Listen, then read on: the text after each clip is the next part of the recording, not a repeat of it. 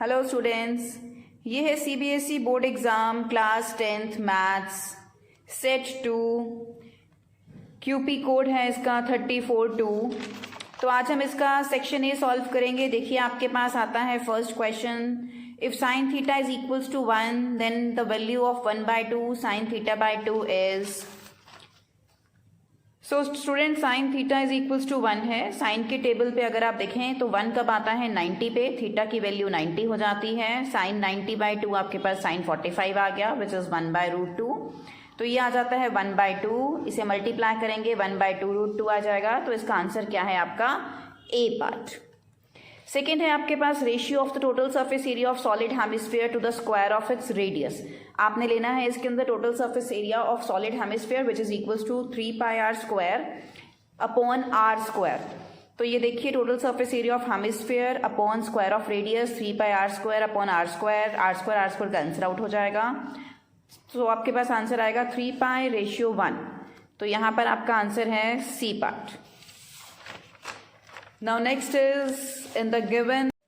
इस क्वेश्चन में देखिए यहाँ पर आपको एक फिगर गिवन है जिसमें क्यू आर जो है वो कॉमन टेंजेंट है दोनों सर्कल्स की, और यहाँ पर आपको गिवन है कि जो एपी है that is 4.2 centimetre and you have to find out the length of Q R. तो students tangent from an external point to a circle are equal, हमने पढ़ा है सर्कल्स चैप्टर में। तो एपी और पी आर दोनों बराबर हैं। सिमिलरली एपी और क्यू पी भी बराबर हैं। तो जैसे एपी आपके पास 4.2 है तो ये भी 4.2 होगा, ये भी 4.2 होगा, और आप इन दोनों को ऐड कर देंगे तो आपके पास रिजल्ट क्या आ जाएगा 8.4। नाउ नेक्स्ट क्वेश्चन आपके पास है एंगल सी और एंगल डी आपको 90 गिवन है, एंगल बी आपके पास 60 है, आपको एपी की वैल्यू 3 गिवन है, आपने इस रीजन का एरिया निकालना है। तो ये रीजन जो है ये क्या है आपके पास area of the sector.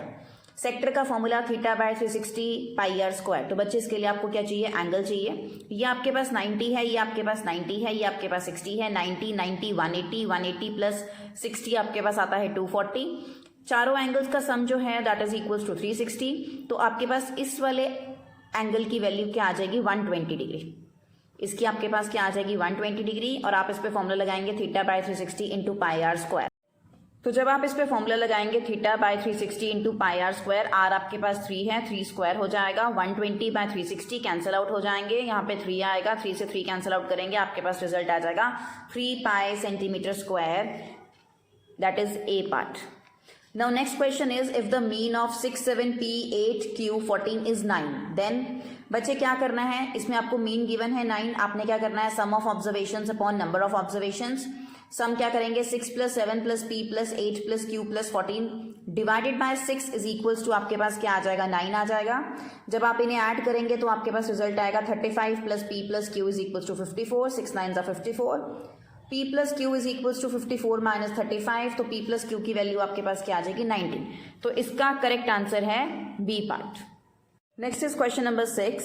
At some time of the day, the length of the shadow of a tower is equal to its height. Then the sun's altitude at that time is 30 degree, 45 degree, 60 degree और 90 degree. तो बच्चे देखिए इसमें आपको given है length of the shadow is equals to height of the tower.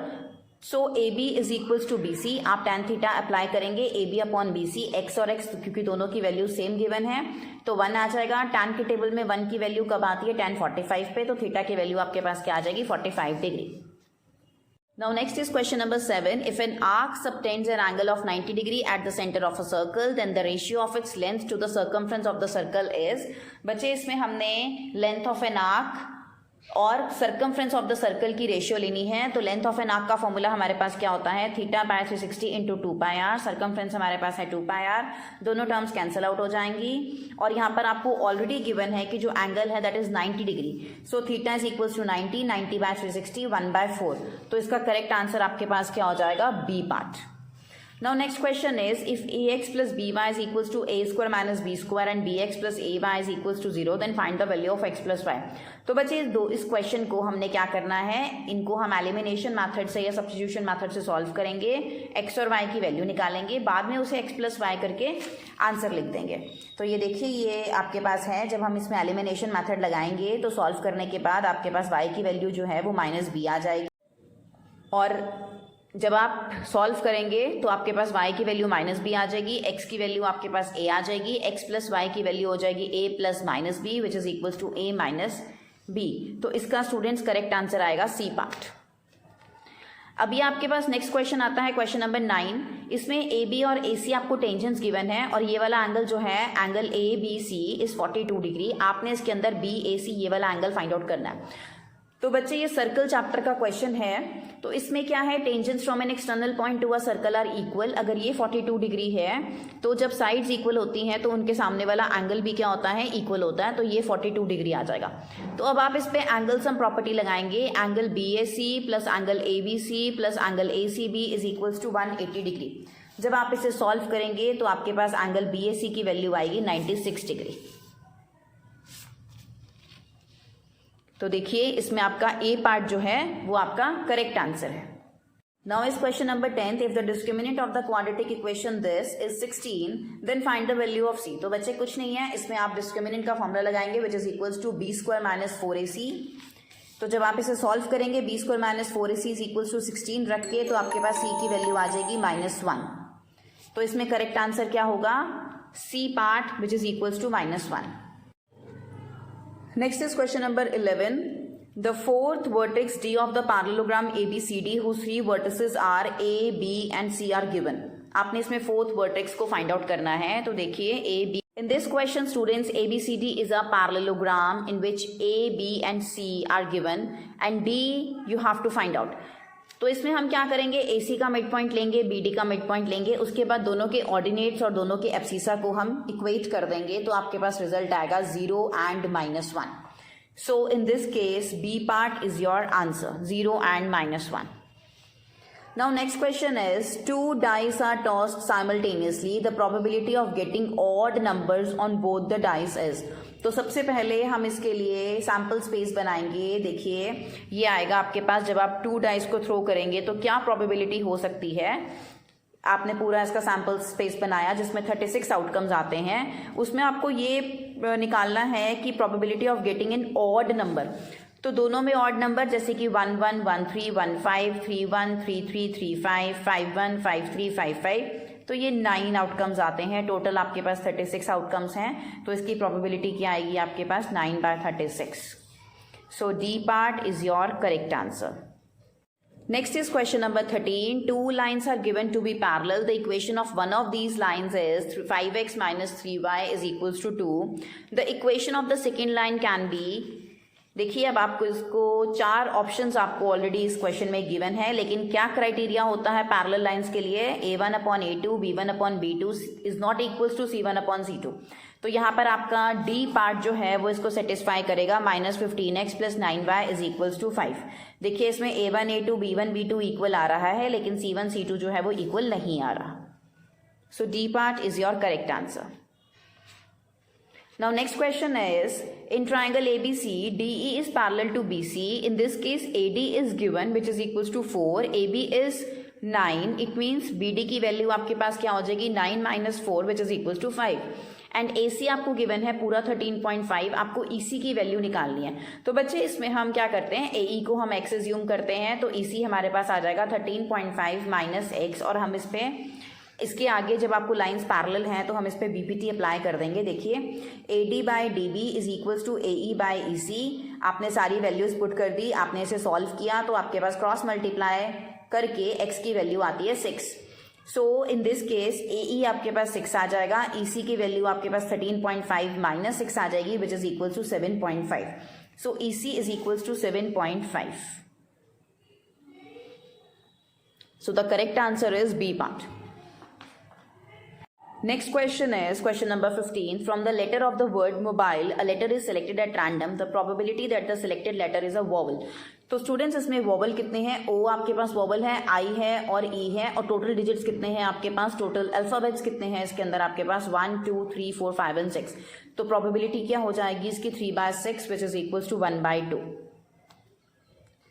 Now question number 16, if 3825 is equals to 3 raised to power x, 5 raised to power y, 17 raised to power z, then the value of x plus y minus 2z. तो सबसे पहले आप इसकी prime factorisation करेंगे 3825 की, जो आपके पास आएगी 3 square into 5 square into 17 raised to power 1. So in this case x is equals to 2, y is equals to 2 and z is equals to 1. So value of x plus y minus 2z is x is equals to 2, 2 plus 2 4 minus 2 into 1. So the correct answer is 2. C part is your correct answer. Now next question is a quadratic polynomial, one of whose zeros is 2 root 5, 2 plus root 5 and the sum of whose zero is 4.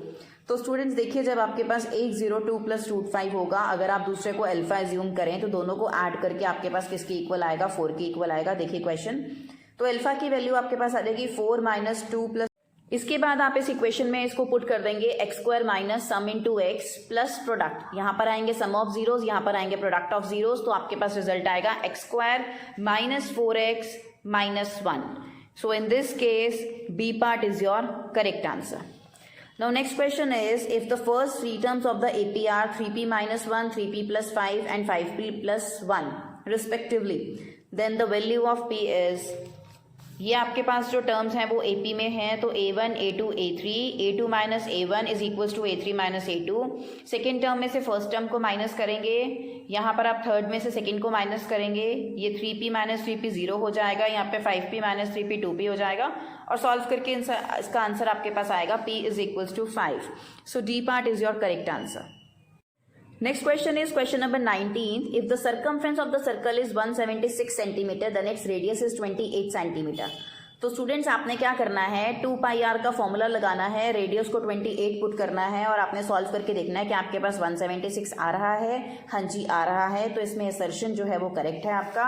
और reason में कह रहे हैं कि जो circumference है that is equals to 2 pi into radius of the circle, तो ये भी करेक्ट है. So in this case both assertion and reason are true and reason is the correct explanation of the assertion.